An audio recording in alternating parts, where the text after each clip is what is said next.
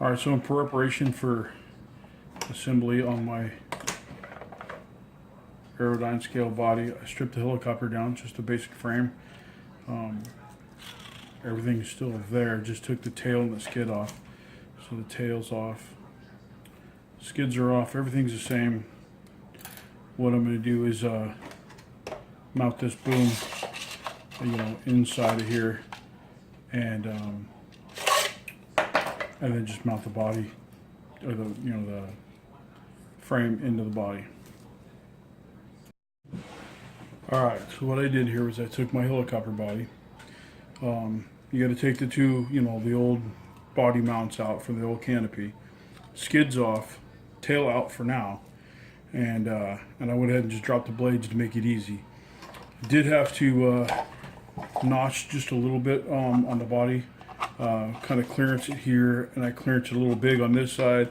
This side actually has that servo arm. The servo arm moves up and down. I want to make sure there's plenty of room for it. Once you get your wires out of the way, there is just a little bump right here, but that bump literally falls right inside of this. Makes it super easy. So what I'm going to do is you kind of stick it at an angle and clear that servo, and it literally slides right in. Once it slides in, you can see that it's got plenty of clearance for this head over here. There's plenty, for this servo arm right here. I just want to make sure there's nothing touching, nothing in the way. Once you center that up, I did notch just a little bit right here in the front. That way when the body goes, caps on, I have a little bit of room up here for this front piece, So that's pretty much, in. The main helicopter is actually in there. Next thing I got to do is, mount the tail.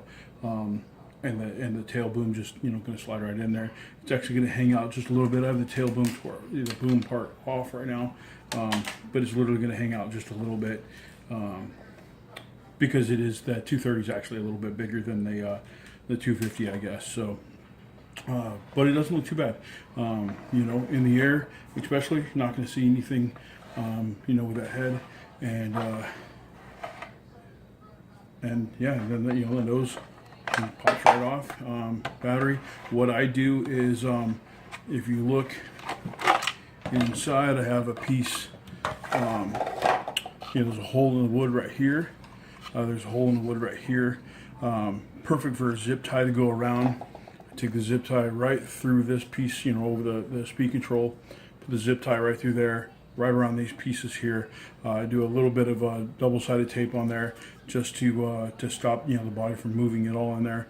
But once you get the tail and everything in there, it doesn't go anywhere. Alright, so here we go. I got the helicopter in. Just like I said, there's a small piece of double-sided tape underneath it. Got the zip tie going, right around it right there. Holds the helicopter inside, pretty secure. You see the release marks that I have in there, just to make sure that I have room for everything. Tail's in. Put a little epoxy around the tip of the tail just to make sure that it doesn't move around. Normally there's mechanics that run through the tail. Just so you guys know, no lie, the tail's probably putting the wiring in is probably the hardest part about it.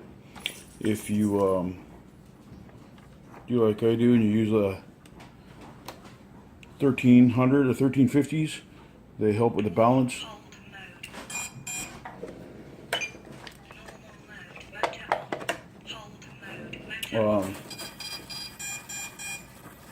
Just turns out to be just slightly tail heavy, not too bad though.